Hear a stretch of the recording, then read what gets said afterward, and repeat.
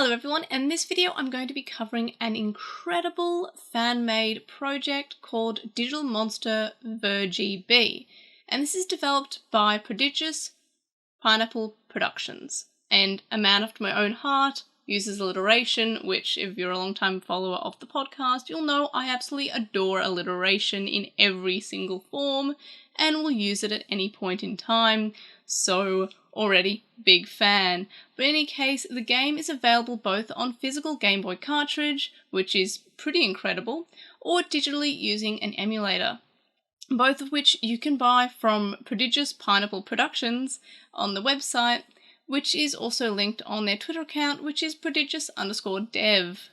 So let's just go straight into it because I'm very excited to talk about this really innovative and fun and incredible fan project. So the graphics and soundtrack are incredibly reminiscent of games released for the original Game Boy and that era in general. And the game itself is similar enough to the Digital Monster Ver WonderSwan, which is obviously on the WonderSwan, and it absolutely feels like it could have been officially released on the Game Boy. It's very similar to this WonderSwan game. It has a few differences which I actually prefer. The WonderSwan game, for example, makes you unlock other eggs, and there's items that can be bought with coins that you get from the game, but the Ver Game Boy is a lot more simple than that. It doesn't require you to unlock all these eggs, you just have the different versions for whichever roster that you want. And of course, Prodigious Pineapple Productions has also mentioned on their site that you can actually reach out for any custom versions of this version Game Boy, which I feel like is pretty cool. Like if you have any particular like original characters or Fakemon or just rosters that you really like to see done, you can basically commission it to be done and made a reality, which I feel like is very, very, very cool, especially if you can have it on a little cartridge, or just if you want the digital version, just carry it around on your phone or on your computer, and that's pretty cool. So it did take me a little bit to get used to the controls. I understand that there's a newer version with different controls, but on the version that I played, it was using the arrow keys as kind of like the input, but once I got a hang of that, I very much fell deeply in love with this game. So there are many reasons why this game is such a beautiful, fantastic love letter to the franchise of Digimon, and there's just such a high level of detail and care and attention to detail, and there was clearly a lot of love and effort and care that was put into this game overall. From the opening that we have with Digimon, I knew that I'd be absolutely hooked with this game. Digimon's introduction took me back to the introduction that Digimon gives us in the Digimon World game on the PlayStation 1. While the soundtrack that plays in the background was so unique to this game, it still felt like it would fit in with the Digimon setting.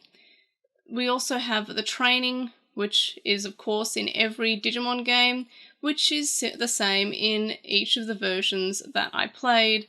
I have the Betamon, Elecmon and Kunamon versions, and this training is in the style of the training that we have in the original Digimon to Pet for the version 1, which is you have to choose whether you want to attack high or attack low as you're fighting a clone of yourself, which will either block high or low. So you have to choose which way. It's kind of like a random chance game.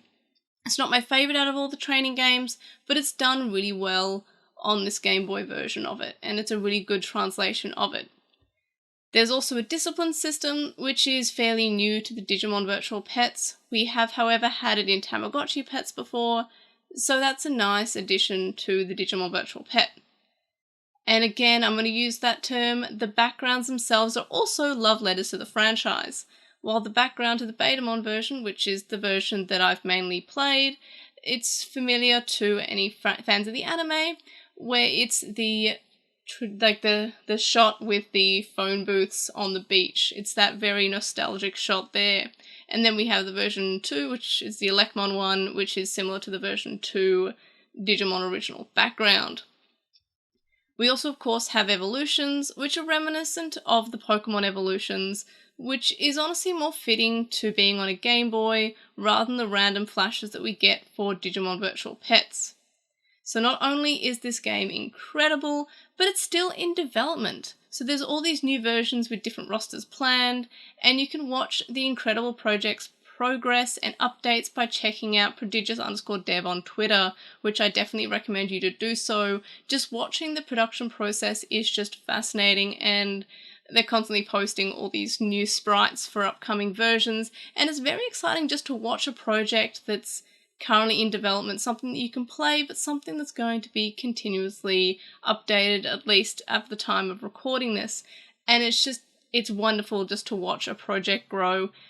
And if it's not already clear, I would absolutely recommend this, and I just look forward to seeing how this project grows and how it develops into more. And it's just a very exciting project, and I think that everyone should give it a shot. If digital works best, or with physical working best, I do like the fact that there are physical cartridges which you can play on your Game Boy.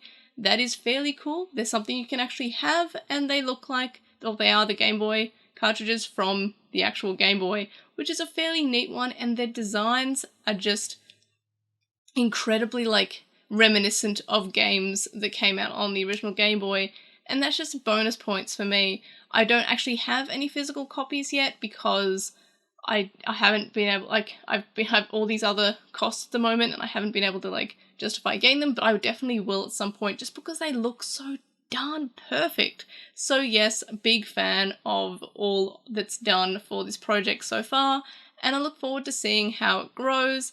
And I'm just really excited to talk about this because it's a really cool project, and it's a new project, so it's something you can be an early adopter of and be all fancy. So definitely very excited for seeing how it continues, and yeah, just a big fan of this big nostalgia happening. I don't know the better word to say it, but if you want a good feeling of nostalgia being burst into your heart, then I definitely recommend this, because it's a wonderful, I'm going to say it again, love letter to the franchise and to Game Boy games in general.